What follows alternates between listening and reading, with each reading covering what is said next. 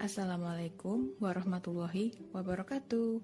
Hari ini kita akan belajar tentang hubungan internasional. Apa sih hubungan internasional itu? Hubungan internasional merupakan hubungan antar negara atau antar individu dari negara yang berbeda-beda, baik berupa hubungan politik, budaya, ekonomi, maupun hankam. Tiap negara membutuhkan negara lain. Tidak ada negara yang benar-benar mandiri tanpa bantuan negara lain. Oleh sebab itu, tiap negara akan mempunyai hubungan atau melakukan kerjasama dengan negara lain.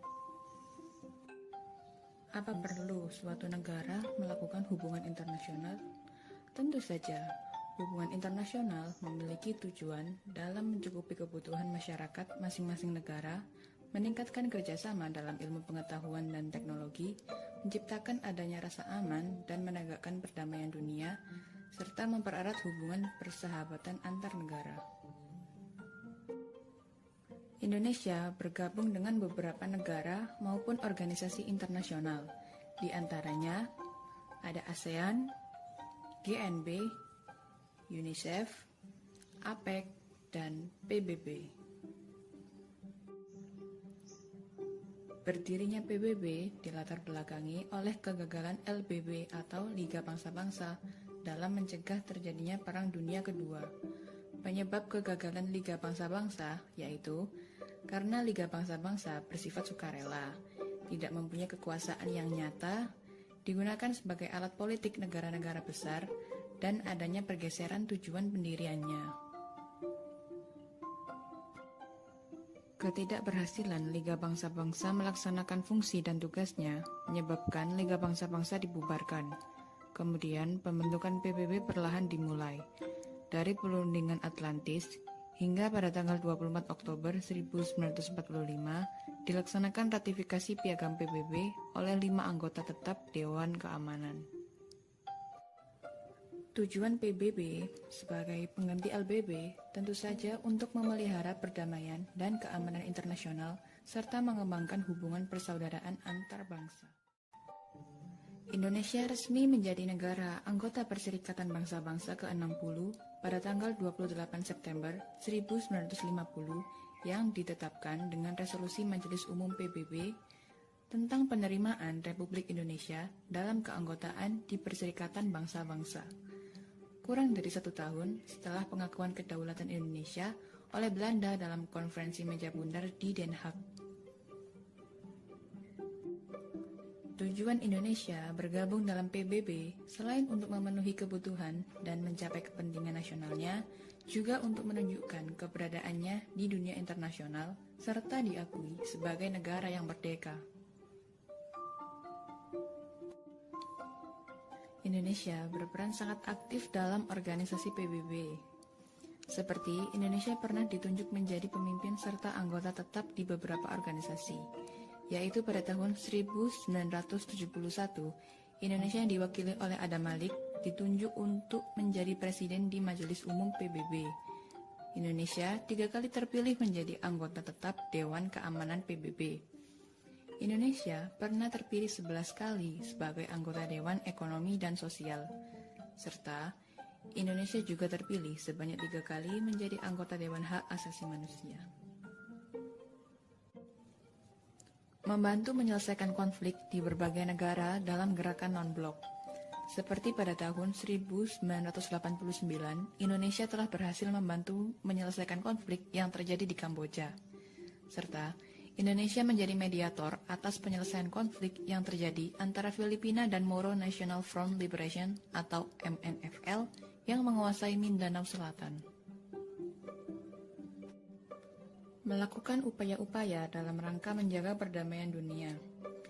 Indonesia berhasil menyelenggarakan Konferensi Asia Afrika yang menghasilkan Dasar Bandung. Indonesia menjadi pelopor pencetusan kawasan bebas senjata nuklir Asia Tenggara dan ZOFTAN. Indonesia menjadi salah satu pemrakarsa berdirinya ASEAN dan gerakan non-blok.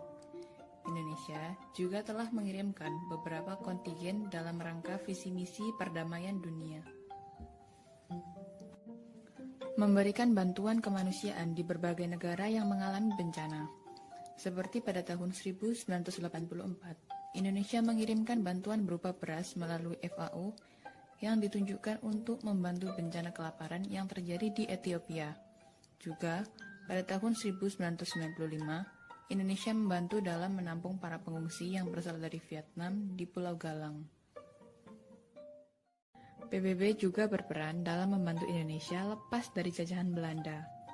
Ketika terjadi agresi militer Belanda I pada 21 Juli hingga 5 Agustus 1947, Indonesia dan Australia mengusulkan supaya persoalan Indonesia dibahas dalam sidang umum PBB.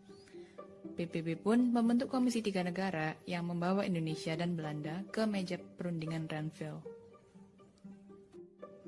Selain itu, saat terjadi agresi militer Belanda II pada 19 Desember hingga 20 Desember 1948, PBB membentuk UNCI atau United Nations Commission for Indonesia untuk menggantikan tugas Komisi 3 Negara yang mempertemukan Indonesia dan Belanda dalam perundingan Roemen. Indonesia pernah keluar dari keanggotaannya sebagai anggota PBB karena keputusan PBB untuk mengakui kedaulatan Malaysia dan menjadikan Malaysia sebagai anggota tidak tetap Dewan Keamanan PBB.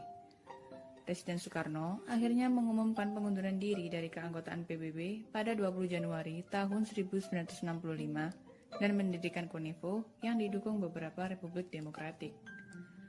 Namun setelah pergantian kekuasaan dari Orde Lama ke Orde Baru, maka pemerintah Republik Indonesia mengumumkan bahwa Indonesia bermaksud untuk melanjutkan kerjasama dengan PBB dan melanjutkan partisipasi dalam kegiatan-kegiatan PBB. Pada tanggal 19 September 1966, Indonesia pun kembali menjadi anggota PBB dan kembali pada tanggal 28 September 1966. Baru-baru ini, dikutip dari kemlu.co.id, Indonesia berhasil memperoleh dukungan suara dari 174 negara dan terpilih kembali menjadi anggota Dewan HAM PBB untuk periode 2020 hingga 2022. Pemilihan berlangsung dalam sidang Majelis Umum PBB ke-74 di New York pada tanggal 17 Oktober 2019. Keanggotaan Indonesia di Dewan HAM PBB mengusung tagline A True Partner for Democracy, Development and Social Justice, diharapkan dapat mendorong mekanisme HAM PBB ini lebih efektif, efisien, dan membuka dialog-dialog yang konstruktif dengan prinsip universalitas, tidak memihak, objektivitas, dan non-selektivitas. Indonesia telah memulai masa tugasnya pada 1 Januari 2020 lalu bersama dengan negara-negara Asia Pasifik lainnya. Oke, kita sudah sampai pada kesimpulan. Jadi, kesimpulan yang dapat kita ambil adalah hubungan internasional merupakan hubungan antar negara atau antar individu dari negara yang berbeda-beda, baik berupa hubungan politik, budaya, ekonomi, maupun hankam. Tujuan hubungan internasional diantaranya menciptakan adanya rasa aman dan menegakkan perdamaian dunia, serta mempererat hubungan persahabatan antar negara.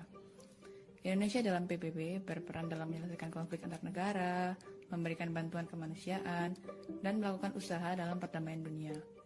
Selain itu, PBB juga berperan membantu menyelesaikan konflik Indonesia dengan Belanda pada agresi militer Belanda I dan II. Sekian penjelasan yang dapat saya sampaikan, semoga bermanfaat. Apabila ada salah kata, saya mohon maaf. Wassalamualaikum warahmatullahi wabarakatuh.